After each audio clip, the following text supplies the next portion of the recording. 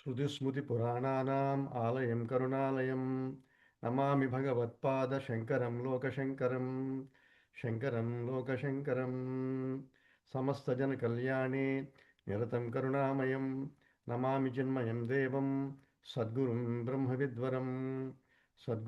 ब्रह्मविद्वरम् ॐ श्री चिन्मय सद्गुरवे नमः। ॐ श्री तपोवनशिष्याय नमः। हरि ओम्. We are starting Taittirya Upanishad today. As usual, we will give some introduction for the word Upanishad and also the who is qualified, what is the subject matter, and what is the prayojana or phala, Anubandha Chatustaya it is called, of listening to Upanishads. So, we have Bhagavan Shankaracharya has written commentary on 10 major Upanishads. In fact, the word major comes because he wrote commentary. There are 1181 shakhas in Vedas. Each shakha has one Upanishad at the end. And then out of them, about 108 of them are quoted in Mukti by Bhagavan Sri Ramchandra to Hanumanji. Out of those 108, Bhagavan Shankaracharya picked 10 of them and wrote commentary on those. And that's why they are called major Upanishads. The reason he selected those 10 is they are often referred to in Brahma Sutra Bhashya. In Brahma Sutra Bhashya, which defends the Siddhanta of Advaita Vedanta, Sharirika Mimamsa it is called, these Upanishads are taken as standard. And then using the subject matter of those Upanishads, they have interpreted Brahma Sutras. This is Vyasa Bhagavan. And Shankaracharya also done that. So those 10 Upanishads are Isha Kena Katha Prasnya Munda Mandukya Tittirihi Aitarayencha Chandogyam Bruhadaranya Evacha. These 10 Upanishads. In this, incidentally, we have so far done Isha, Kena, Katha, Mundaka, and Chandogya, one section we did. Now we are starting Taittirya. It's called Tittirihi in this sloka. Isha Kena Katha Prasna Munda Mandukya Tittirihi Aitarayencha Chandogyam Brohadaranya Mevacha. So, very interesting sloka. They're all put together in one sloka form, which is fantastic actually for memorization. Now, first the word Upanishad. We'll take the word Upanishad because it is made of three words. Upa, Ni, Shat. Upa means near. Ni stands for Nishchayena. Guaranteed. If you listen to the Upanishad. Shat. Shat is Bhagavan Shankaracharya in Kathopanishad Bhashya. He writes how it comes together. I will read the Bhashya he has written. Sader dhatoho visharana gati avasadanardhasya upani purvasya kvit prachayantasya rupam Upanishad iti. He just defined what Upanishad. What he says is Upa are the prefixes.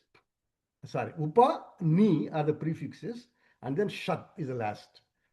And he says the word Shat has the meaning Avasadana, Gati, and Visharana. The word has three meanings: Visharana, Gati, Avasadana. So these words actually mean Visharana means destroy. Gati means attaining moksha. So destroy the samsara, the tendencies of our mind to depend upon the world for its fulfillment. That is samsara. It will destroy that. So destroy Visharanam, destroying that tendency. And Gati means Visharana, Gati, Avasadana, these three words. Gati means attain the goal of life. That is self-realization, content, total contentment. Avasadana means completely make the vasanas of the world ineffective. Sidhilam in Telugu it is called. Sidhilam means make them practically fossilized. So the person is living normally, but he has no tendencies to depend upon the world for his fulfillment or contentment, for his activities. So Bhagavan Shankaracharya also says in the same thing, Upanishad Shabdena cha Vachikhyasita Grandha Pratipadya Vedya Vastu Vishaya Vidya Uchyate. He also defines what is Vidya. Vidya, he says, whatever is taught in Upanishads as the means for liberation is true knowledge.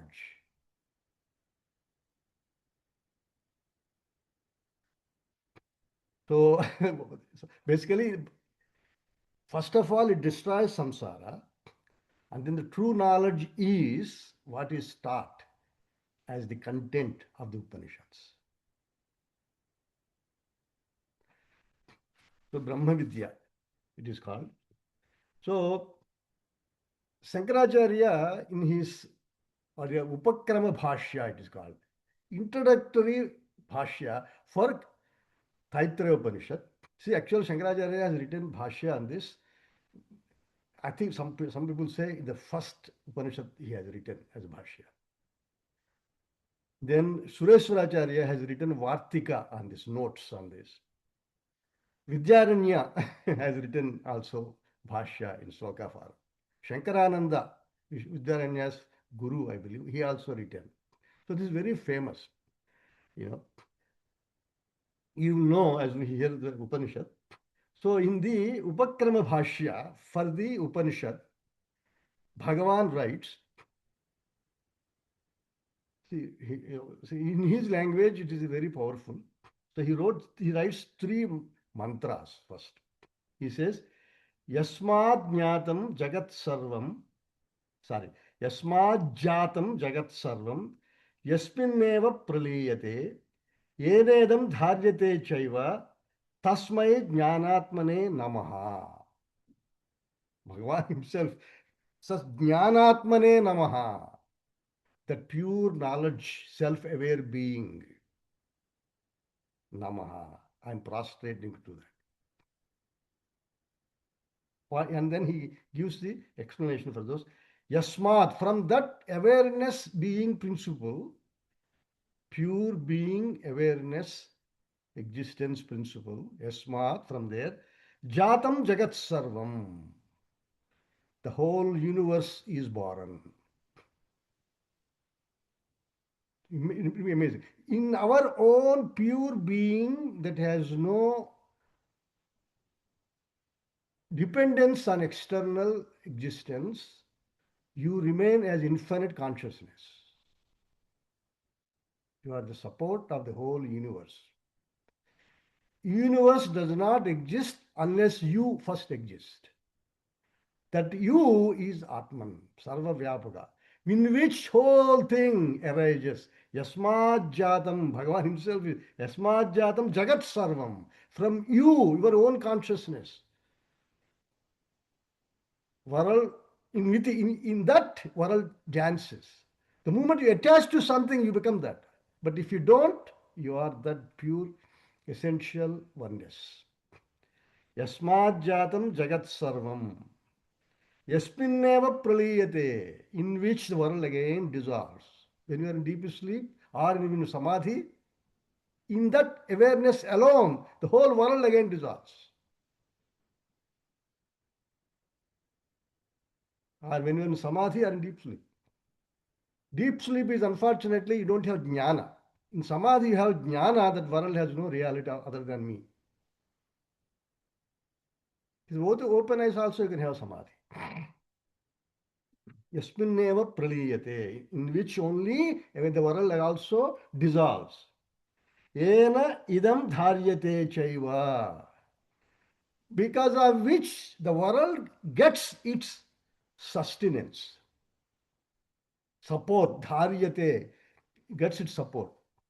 Chaiva. So basically, you support the whole universe because of your desires, because of your attachments, because of your habits.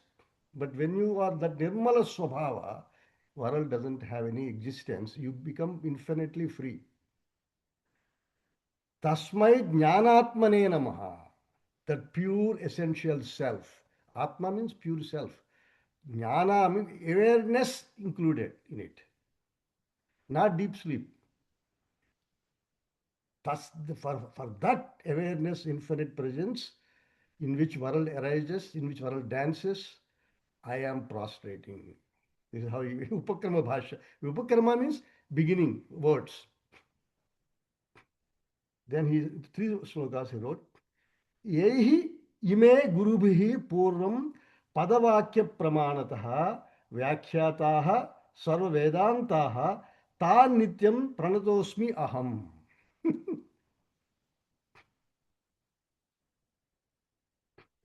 यैहि इमे गुरुभिः पूर्वं पदवाक्य प्रमाणतः, by those gurus in the past, padavakya pramanatah, using the Vedas and also Brahma Sutras, etc., as a pramana. It is not their words. They are using the Shastra as the pramana to Sarva Vedantaha. All the even essential messages of Vedanta, Tan Nityam Pranatosmi Aham. Those gurus, I am doing prostrations. Vyakhyataha Sarva Vedantaha Tan Nityam. I am doing the Vyakhyanam, taking their blessings. How humble is Shankaracharya Bhagavan. Vyakhyataha Sarva Vedantaha Tan Nityam Pranat. So those gurus who have explained these Vedantic essence of principles of life from using the scriptures as the basis, to them I am pranatosmi, I am doing prostrations. Third sloka, Taittirya Sarasya Maya Acharya Prasadatah Visrustartharuchinam Hi Vyakhyayam Sampraniyate. Taittirya Sarasya. Taittirya is a shakha of Vedas. Krishna Yajurveda, famous called Taittirya Sarasya. Maya Acharya Prasadataha. Acharya Prasadataha, by the knowledge given to me by my Guru Parampara.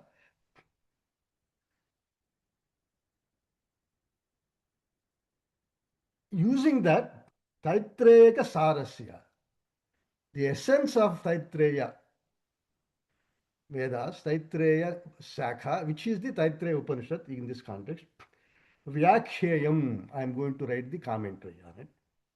Sampraniyate, I'm preparing the commentary. Why? Vispastartha Ruchinam.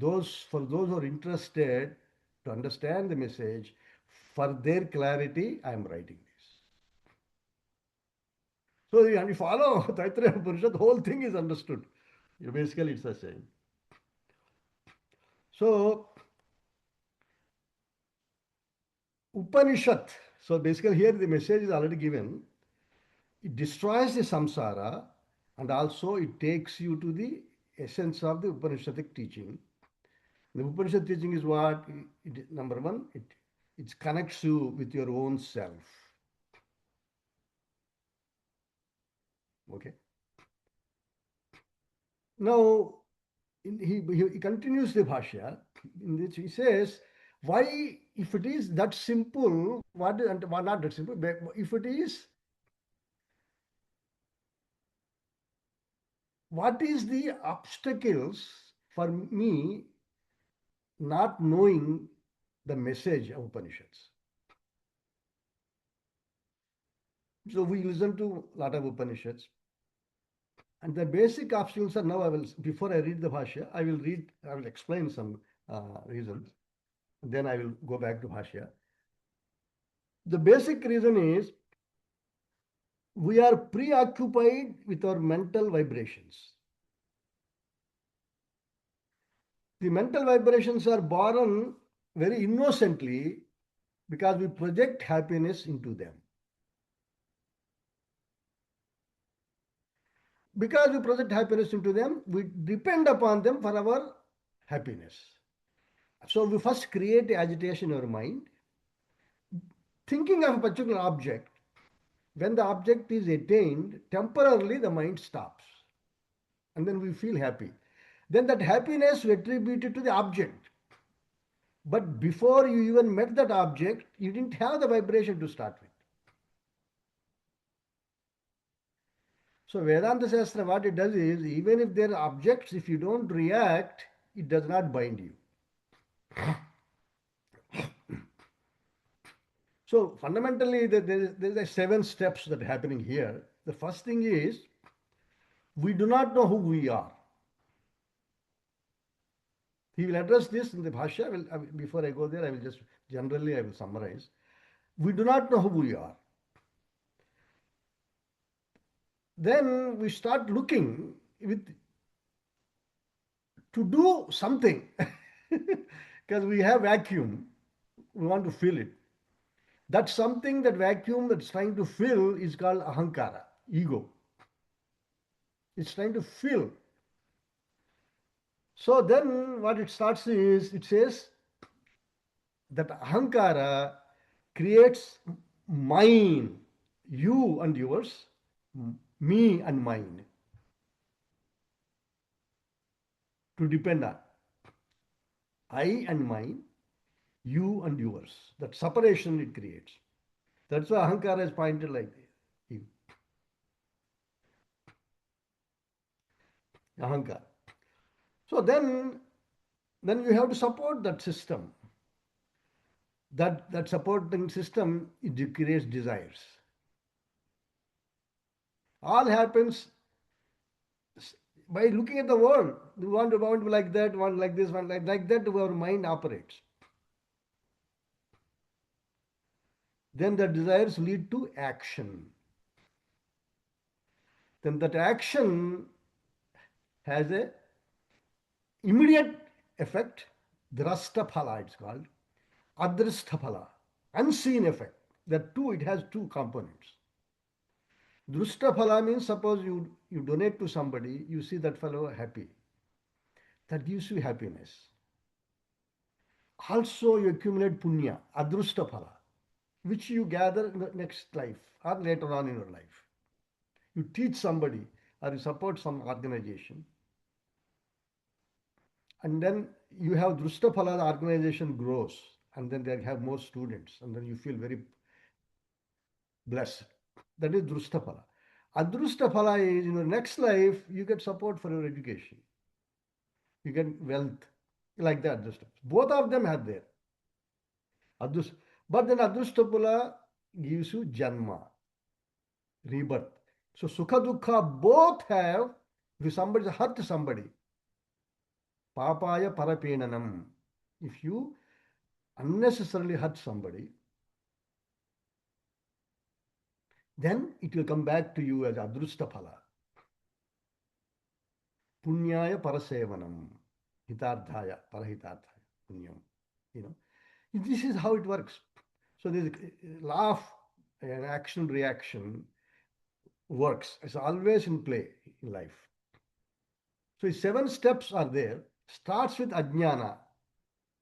We do not know who we are.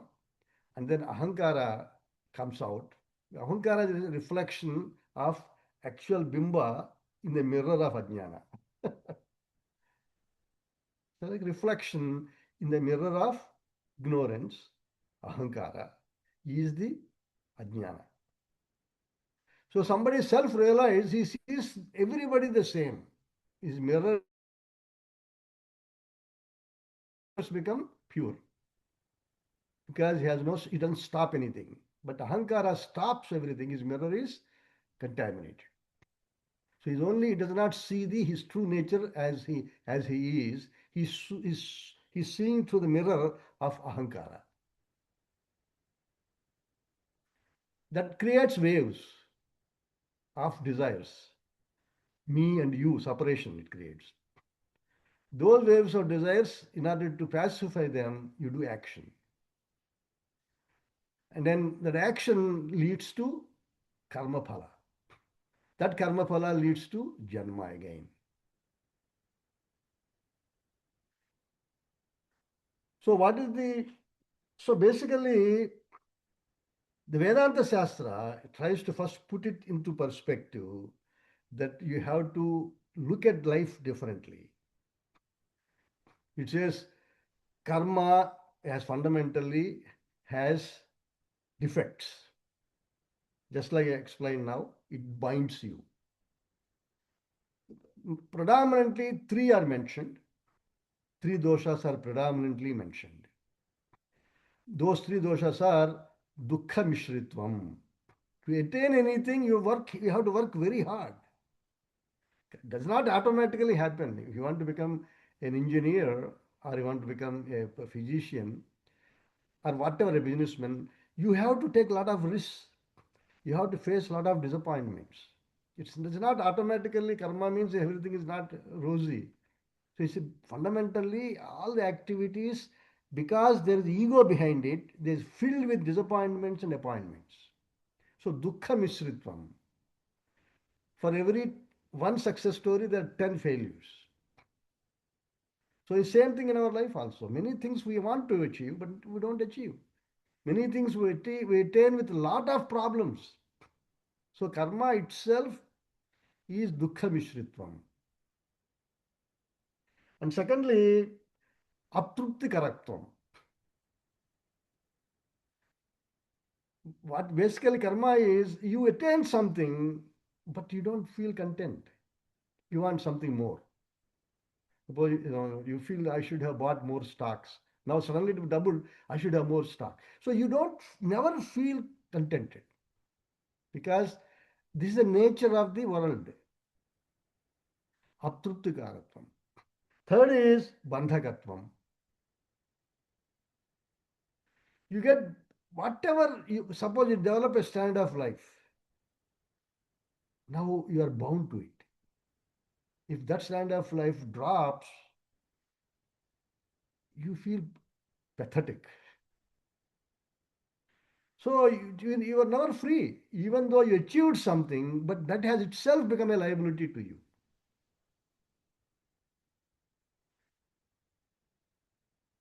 So yoga and kshema. Once you get something, that is yoga. Kshema means now you want to preserve it. So you actually, the purpose of fulfilling certain desires never fulfilled because it breeds into more unhappiness, more desires. So karma itself has defects. So Shastra is tries to put into perspective that karma is not automatically does not liberate you. That is samsara. The nature of samsara is like that. That's why Visharana, Gati, Avasadana. These three are important. That those sense of dependence on outside universe for your completeness itself has a defect. It will never give you the happiness. Then why do we not get out of this mess? If people ask this question, okay, and I hear this, but how come? The reason is it's a vicious circle, as I mentioned, and it also forms deposits into your mind. Our Vedantic scholars have said three things very important. Avarana, Vikshepa, Mala.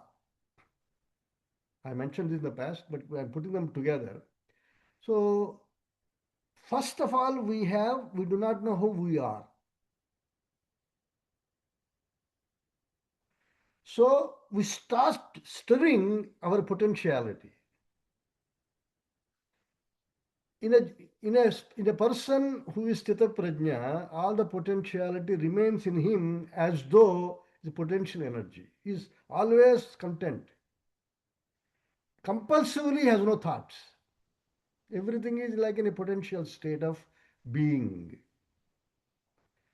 It expands infinitely because when the waves come, like when kinetic energy comes, then only we become small because we follow after the waves. When we are content in yourself by yourself, Atmanyeva Atmana Tustaha, Sri Krishna says.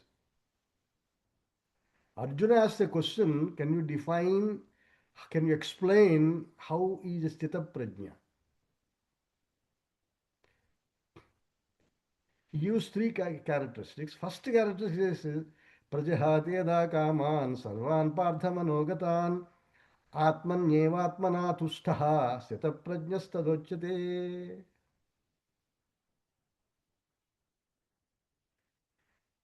You are content by yourself in yourself. Atmani eva atmana tustaha. Once and complete. So basically, you remain as though you are not attached to anything because they don't have any effect on you unless you support it.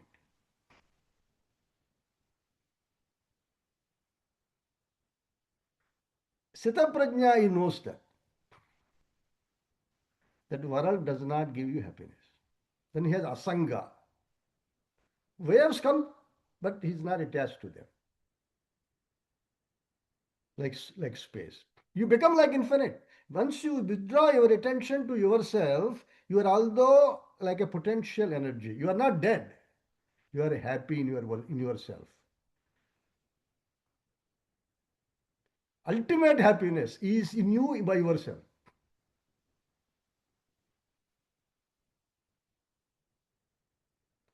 Anyway, so first of all, you do not know who you are, avarana. Then you create agitations, vikshepa, and then those vikshepa create deposits in you. Just like I explained earlier, karma, karma phala, that mala, that becomes mala, deposits in you. So by that, the reason once we realize, once we hear the Shastra, all of a sudden we don't infinitely get that infinite bliss and then you don't have to get established. The reason is you have a lot of deposits in you called mala.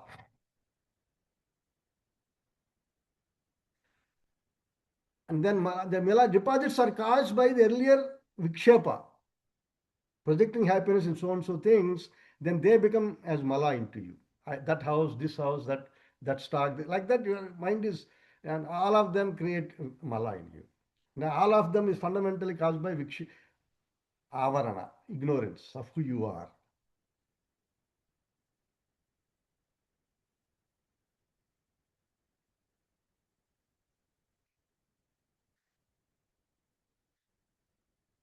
So when you actually analyze this is what Shastra does for you, for us. And then it gives you, prescribes certain activities to reduce mala first. Those whose mala, impurity, mala means impurity. When the impurity is very, very, very strong, they cannot even sit in the class. Their mind is always on cell phone or that. Vikshepa and Mala, they together really amazing power.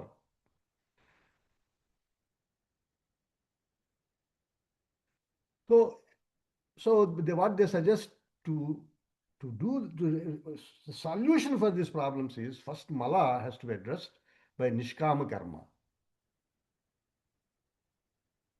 For Nishkama Karma, basically Panchamaha are suggested. Deva, Rushi, Pitru have attitude of their Panch Yajna. Yajna means in Vedanta Shastra and Vedas, the two, three meanings are there. In this context, having a worshipful attitude in Deva. In this Taittirya Upanishad will come. Then Rushi, gratitude for this. Shankaracharya himself has had done the prostrations to the Guru Parampara. Deva Rishi, Pitru, our ancestors, because of whom we have become what we are, and also our living parents, support them as much as we can. This our mind otherwise has guilt in it. Bhuta Yajna. Bhuta Yajna means surrounding you, there are a lot of lives depending upon you. As much as you can support causes. Then Manushya Yajna. As much as you can help the society. Many times you don't have to hurt anybody. Secondly, if whatever little you can do it. That frees your mala, reduces your mala. Yajna means with a worshipful attitude, God is in them, God is in them. Like even animals, like dogs and all. Whatever you can do, you do within your limitations. Don't buy dog because of this. Yes, I'm just telling, have respect and love for all other life forms within your means. So this is Nishkam Karma. Don't expect anything. That reduces the mala. Pancha Mahayajnas are very famous. Panchama. So they were Rishi, like this, some education institutions, like Veda Pathasala is there. They are doing service. They don't have income. Recently I was in India. For generations, some people are teaching it. They don't have hardly any income. Now it's gotten better actually. One had to be frustrated to their sacrifices. And society also doesn't respect them. Now things have gotten better, which is I'm happy to see that. Rishi Yajna, what Rishi Yajna it is called. Pitru Yajna. So offer some, if you time, if possible, offer some, tarpanas to Deva Rishi Pitrus, all of them. In addition to showing attitude of love for them. So when the mala decreases, you become more qualified for vikshapa reduction, meditation, upasana. It gives you concentration. So suddenly sit in Vedanta class, you get that feel. Your heart vibrates to the teaching because it is for you. You feel that, but you cannot sustain it. Because intuitively you feel it. What we are talking here makes complete sense. Because very logical. Intuitively you feel that spandana. Spandana means that vibration you feel, that it makes sense. During the class, your heart remains quite a bit content. And acknowledging, yes, it makes sense. Usually. That vikshepa reduces, and by your own effort, if you do daily upasana, it can be manasika or it can be sharirika and walk. By Bhagavan Namasmarana I do. And then in the gap between the two names, remember the meaning of the name and then concentrate or remain still. Kaika, you do puja. During puja, you get more support because you are sitting, you have proper fragrance around you and atmosphere is beautiful. So it gives you more support. And then you chant the name of God. And then you do some puchis, akshitas, and the flowers. Then it becomes conducive to upasana, meditation. That reduces vikshepa, scattering of mind. As I said earlier, the scattering of waves, kinetic movement within you.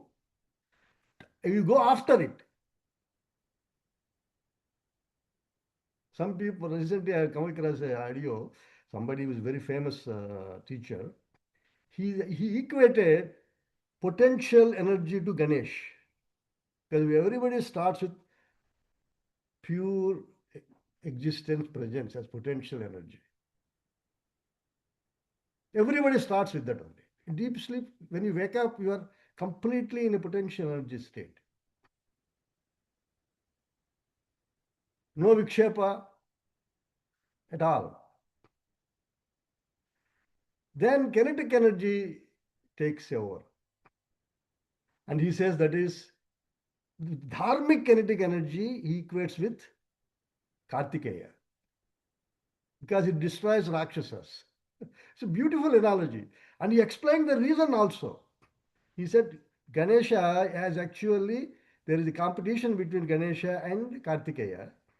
Who will go around the universe first and come back?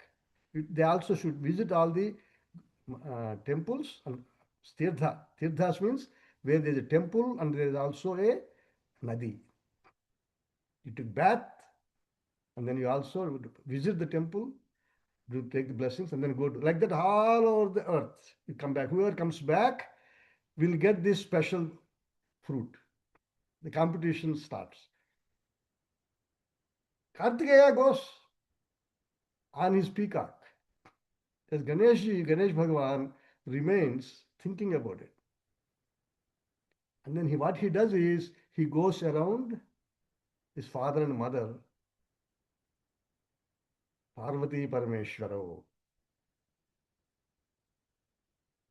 because whole universe came out of them, Sat and Chit, or Sat, Chit and Maya. Jagatah Pitaro Vande Parvati Parameshwaro. Kalidasa starts off Raghuvansha like that. He goes around them and then he prostrates. And he wins. The reason he wins is whole world is pervaded by Parvati and Parameshwara. So knowledge he has used. But Kartikeya did not do anything wrong. Dharmically he went to execute it. So it's a very beautiful analogy. I really liked it. So the potential energy means everything is in you, but you are not in the forms of broken up consciousness.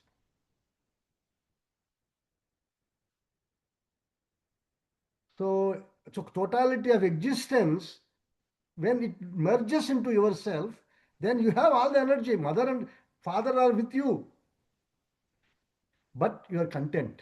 There is no need for anything else. So then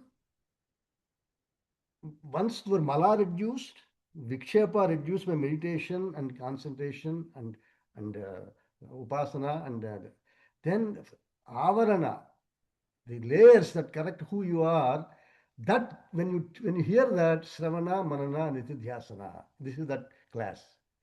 It helps you to free up yourself quickly. Sravana, Manana, Nitidhyasana by itself can help you if your mind starts becoming quieter and quieter and then you listen to more and more. It can also help. But if you have very strong tendencies, you should do seva by karma yoga, reduce the mala, like that you have to do. So what is so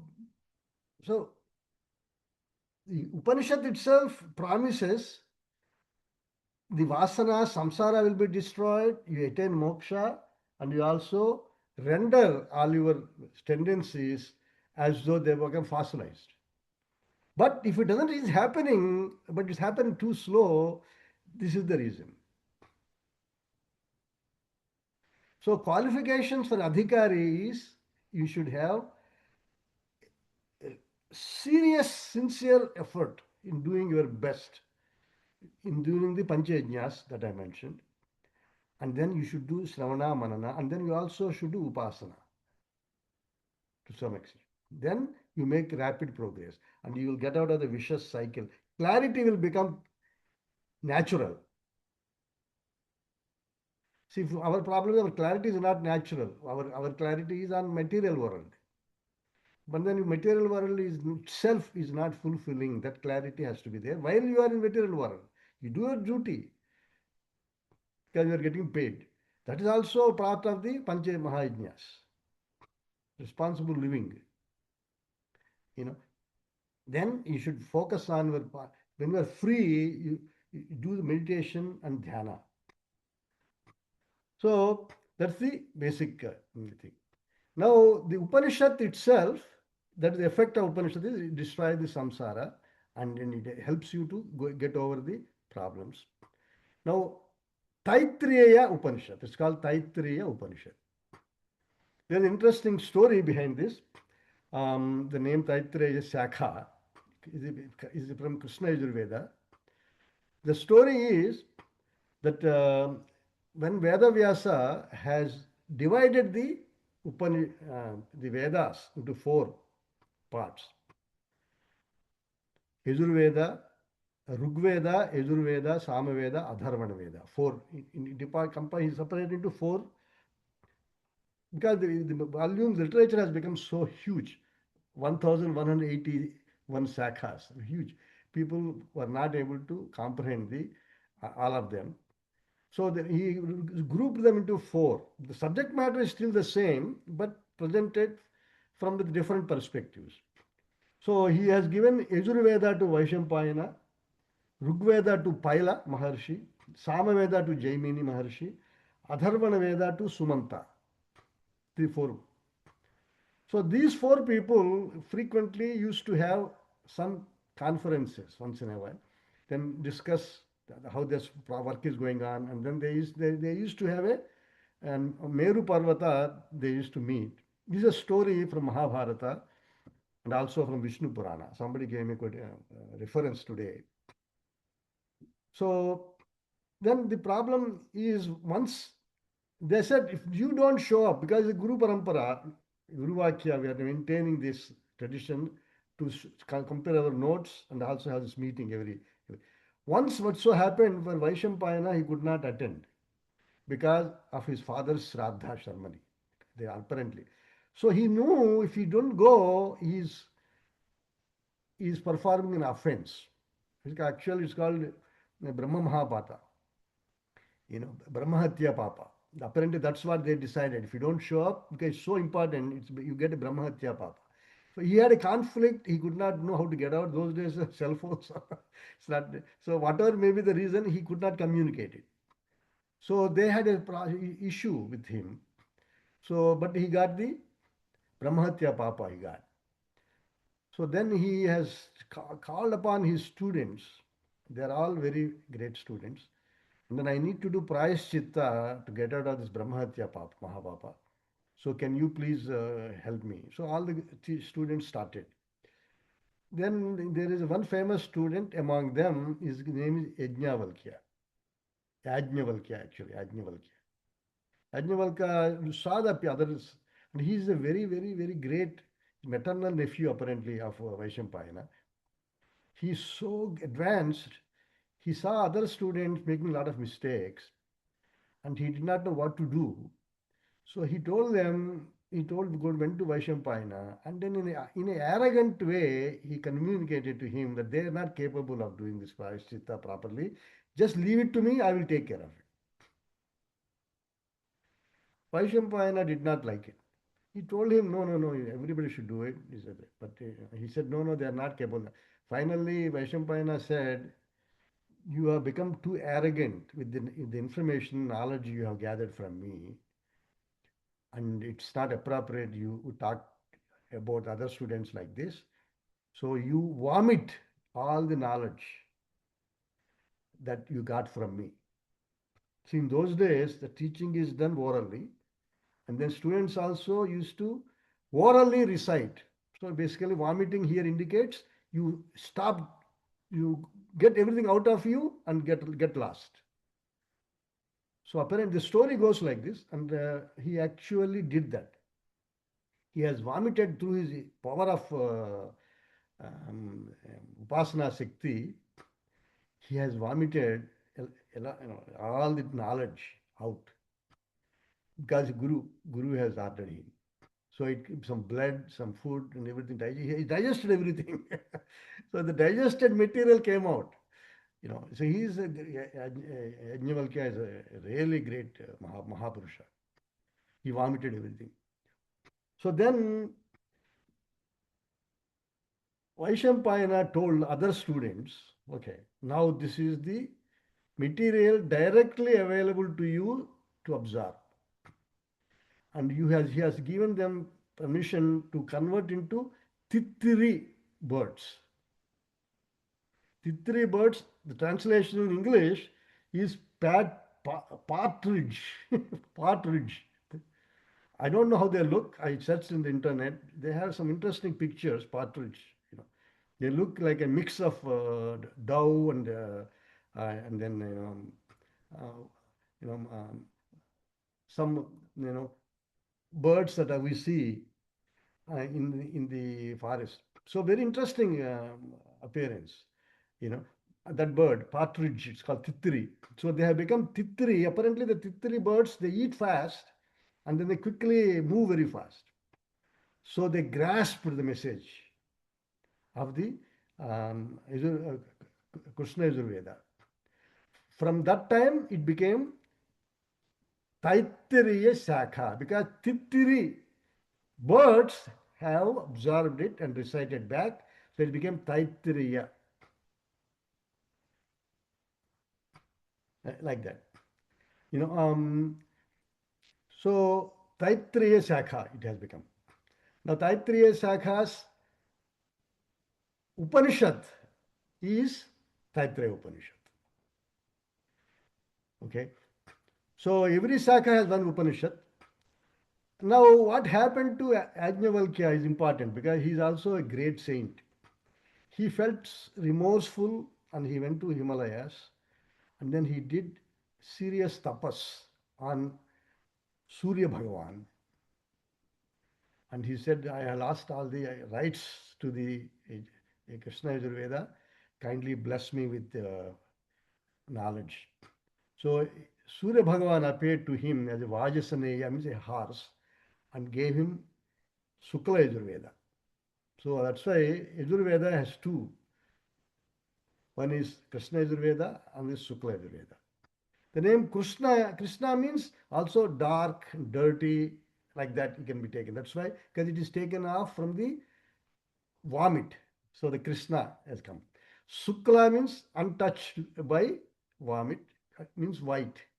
That's why Sukla. That's why the name has become like that.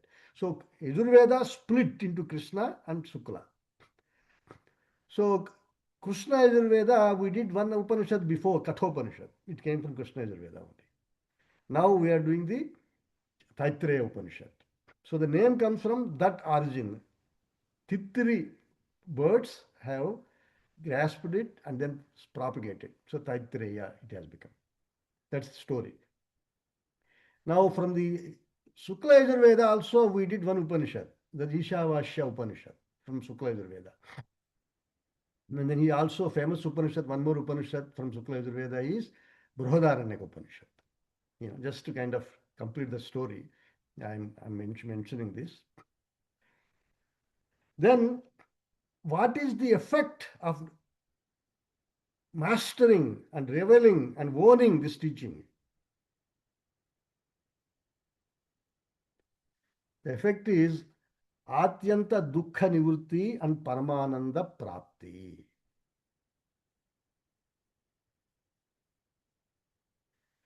That infinite happiness, which is unreflected happiness, which you are by yourself, you get it. Paramananda Prapti. Now,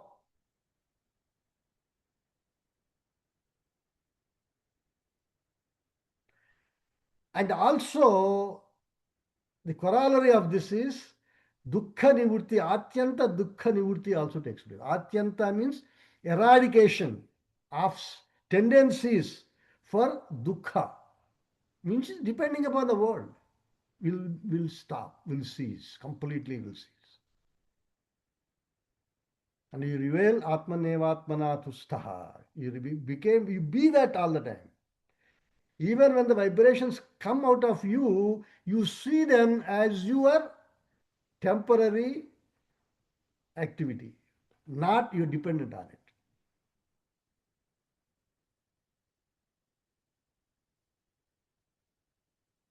So the phala or prayojana of listening to Upanishad Shastra is Atyanta Dukkha Nivurti and Paramananda Prapti. This is the purpose of life, basically.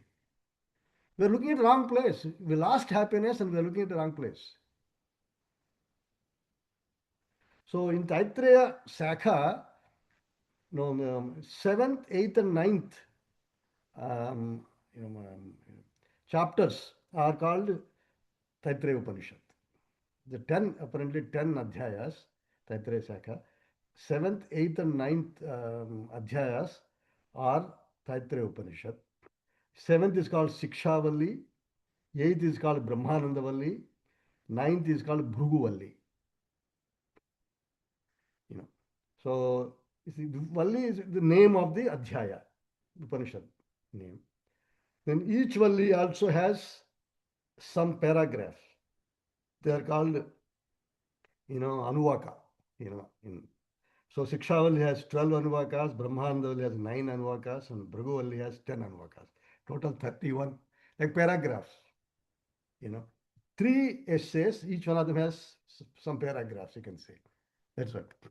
Now, everything that I just said, in general, Bhagavan Shankaracharya has written as commentary in 2 paragraphs.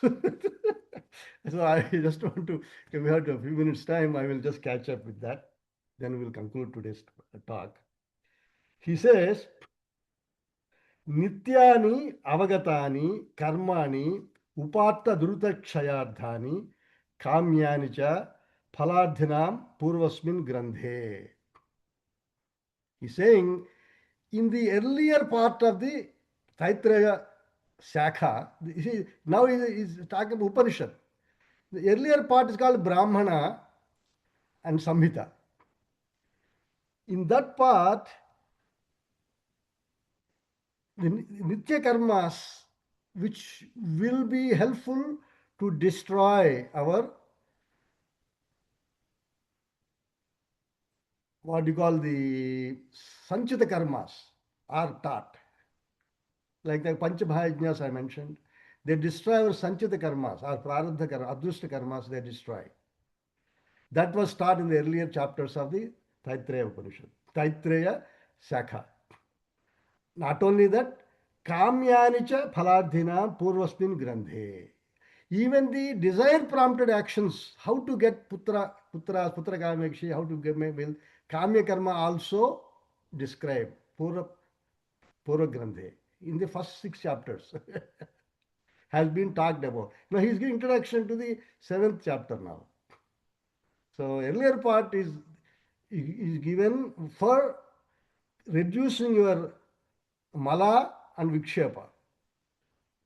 We already talked about in the earlier. But if you have desires, that also how to get them were discussed. So in just one sentence he wrote all that. Idanim karmopada hetu pariharaya Brahma Vidya prastuyate. Now, Pradhani means now, to remove the reason for work is being addressed. So, Brahma Vidya, reason for work is ajnana of you. So, idanim karma upadana hetu pariharaya. The reason for work to remove that, I am Brahma Vidya prastuyate. It is being now presented. He just covered the whole thing. Karma hetu, now he elaborates a little bit. Karma hetuhu kamaha syat. The reason for action is desire. Pravartakatva, because it is the force behind action. Desire is force behind. Aptakanam hi kama abhave swatmani avasthanat pravurti anupapattihi. For those who have fulfilled Atmanyeva Atmanat, have total contentment in themselves by themselves, they have no disturbances. Clear as crystal. We think, the subject matter is perfectly clear. Apta kamanam hi kama abhave. Those who are fulfilled, they have no desire. That's the reason this will work. That's the reason. Atmakamitvecha aptakamata. Reveling in yourself is the achievement of the totality of fulfillment. Atma hi Brahma. That all pervading oneness is you. Tad vidohi parapraptim vakshati. Once you know, you become infinite. अतः अविद्या निवृत्तो स्वात्मन अवस्थानम परप्राप्ति therefore this material is for you to remain swatmani avasthanam, being established in your pure self. Then he quotes a couple of mantras as the abhayam pratistham vindate Taittirya Upanishad. He go quoting Etamatmanandamaya Atmanam Upasankranti Taittirya Upanishad 285. Iti Sutyadehe. He quoting. He's just so basically, in summary, Upanishad is know yourself and revel in yourself. There is nothing anything can do for you other than you recognizing you are that infinite. In you the world arises. In you the world plays. If you become bound to it. If you don't bind your by ignorance, nothing can hurt you. Your Paramananda Prapti is right now in your hands. Om Purnamadaha Purnamidam Purnat Purnamudachyate Purnasya Purnamadaya Purnameva Vasishyate Om Shanti Shanti Shanti Harihi Om Sri Gurubhyo Namaha Harihi Om.